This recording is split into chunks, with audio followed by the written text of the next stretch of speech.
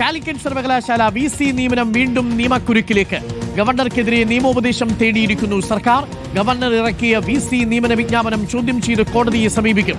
നിയമോപദേശത്തിന്റെ അടിസ്ഥാനത്തിലാകും തുടർ നീക്കം.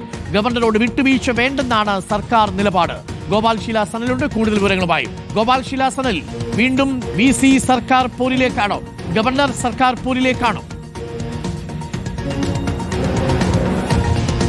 അതെ ഡോക്ടർ അരുൺകുമാർ, സർക്കാർ തലത്തിൽ നേരത്തെ ഒരു രമ്യത അല്ലെങ്കിൽ ഒരു അനുനയമൊക്കെ ഗവർണറുമായി ഉണ്ടായിരുന്നു. എന്നാൽ VC നിയമനവുമായി ബന്ധപ്പെട്ട് വീണ്ടും പരസ്യമായ സർക്കാർ ഗവർണർ പോരിലേക്ക് കാര്യങ്ങൾ എത്തുന്നു എന്നതാണ് നമുക്ക് ഈ ഘട്ടത്തിൽ മനസ്സിലാക്കാൻ സാധിക്കുന്നത്. കാലിക്കറ്റ് സർവകലാശാല VC നിയമനത്തിൽ ഗവർണർ സ്വന്തം നിലയ്ക്ക് സെർച്ച് കമ്മിറ്റി രൂപീകരിച്ചതും അതിനോടൊപ്പം തന്നെ VC നിയമനത്തിനായിട്ടുള്ള അപേക്ഷ ക്ഷണിച്ചുകൊണ്ടുള്ള വിജ്ഞാപനം പുറത്തിറക്കിയതുമൊക്കെയാണ് സർക്കാരിനെ പ്രകോപിപ്പിച്ചിരിക്കുന്നത്. കാലിക്കറ്റ് സർവകലാശാലയിൽ നിന്ന് സെനറ്റ് പ്രതിനിധിയായി പ്രൊഫസർ A. സാബുവിനെ നിശ്ചയിച്ച് നൽകിയെങ്കിലും അദ്ദേഹം തന്റെ താല്പര്യമില്ല, ഒഴിഞ്ഞു മാറുന്നു എന്ന് താൻ ഒഴിയുകയാണ് എന്ന് അറിയിച്ചെങ്കിലും പക്ഷേ അത് അംഗീകരിക്കാൻ ഗവർണർ തയ്യാറായില്ല.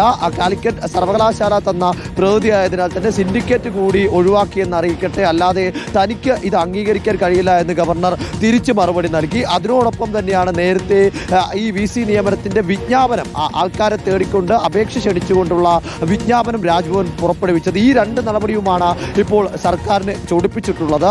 ഇനി അതുകൊണ്ട് തന്നെ ഇത്തരത്തിൽ ഒരു നടപടി ഗവർണറുടെ ഭാഗത്തു നിന്നുണ്ടായിരിക്കുന്ന പശ്ചാത്തലത്തിൽ വിട്ടുവീഴ്ച വേണ്ടതില്ല എന്ന് തീരുമാനിച്ചിരിക്കുന്നു. ഇതുമായി ബന്ധപ്പെട്ട അഡ്വക്കേറ്റ് ജനറലിനോട് സർക്കാർ നിയമോപദേശം തേടിയിട്ടുണ്ട്. ഹൈക്കോടതിയെ സമീപിച്ചാൽ എന്തായിരിക്കും ഇതുമായി ബന്ധപ്പെട്ടുണ്ടാകുന്ന തുടർ നടപടികൾ എന്നത് സംബന്ധിച്ച് ആ നിയമോപദേശം ലഭിച്ച ഉടൻ തന്നെ ഹർജിയുമായി ഹൈക്കോടതിയെ സമീപിക്കും. സിൻഡിക്കേറ്റും സർക്കാരും ഇതിൽ ഹൈക്കോടതിയെ സമീപിക്കും എന്നതാണ് മനസ്സിലാക്കാൻ സാധിക്കുന്നത്. എന്തായാലും പ്രാഥമികമായി ലഭിക്കേണ്ടത് നിയമോപദേശമാണ്. ഇന്നോ നാളെയോ ആ നിയമോപദേശം ലഭിക്കും എന്ന് തന്നെയാണ് സർക്കാർ തലത്തിൽ നിന്ന് നമുക്ക് ലഭിക്കുന്ന വിവരം. ഡോക്ടർ അരുൺകുമാർ.